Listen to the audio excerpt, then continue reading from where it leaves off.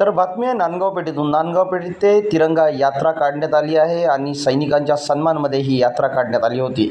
छत्रपती शिवाजी महाराज चौक नांदगाव पेठून या यात्रेला प्रारंभ झाला असून या यात्रेमध्ये माजी खासदार नवनीत राणा, राज्यसभेचे खासदार डॉक्टर अनिल बोंडे, आमदार राजेश वानखडे, आमदार उमेश यावलकर, आमदार प्रताप अडसड यांच्यासह भारतीय जनता पार्टीचे जिल्हाध्यक्ष रविराज देशमुख, बादल कुलकर्णी, निवेदिताताई दिगडे, माजी जिल्हा परिषद सदस्य सुखदेव पवार, माजी शहर अध्यक्ष किरण पातुरकर सह मान्यवर मंडळी उपस्थित होती। यावेळी व्यासपीठावर माजी सैनिक यांचा सन्मान मोठ्या उत्साहात करण्यात आला। भारत माता की जय, वंदे मातरमच्या गगनभेदी घोषणा देत गावाच्या विविध मार्गावरून ही रॅली क्रमण करत होती।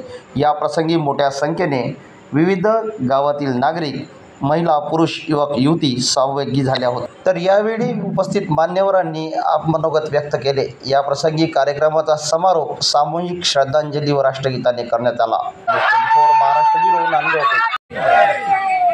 माझ्या बंधू भगिनींनो, पहलगामच्या हमल्यानंतर जे काही भारत सरकारनं, मोदी सरकारने जी कारवाई केली ही सगळ्यांना आपल्याला ज्ञात आहे।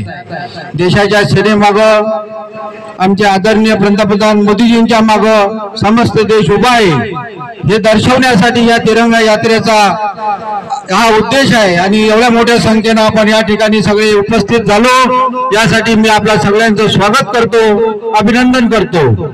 या देशासाठी आपलं सर्वस्व अर्पण करणाऱ्या आपल्या देशाच्या सैनिकांच्या पाठीमागं देश ताकदीनं उभा आहे, हे दर्शवण्यासाठी खास करून या तिरंगा यात्रेचं देशभर आयोजन करण्यात आलेलं आहे। आपण या सगळ्या यात्रेमध्ये सहभागी झाला, यासाठी तुम्हाला पुन्हा एकदा धन्यवाद देतो। आणि देशावर जेव्हा जेव्हा कोणी संकट येईल तेव्हा आपण सर्वजण एकत्र येऊन, सर्व पक्ष, जात पात, धर्म विसरून सगळं एकजुटीनं देशाच्या मागे, देशाच्या सैनिकाच्या मागे उभं राहतो, हा इतिहास आहे। आणि यावेळेस सुद्धा आपण सर्वांना हे सिद्ध केलेलं आहे आणि यासाठी आपण सगळे अभिनंदनास पात्र आहात। जय हिंद, जय भारत।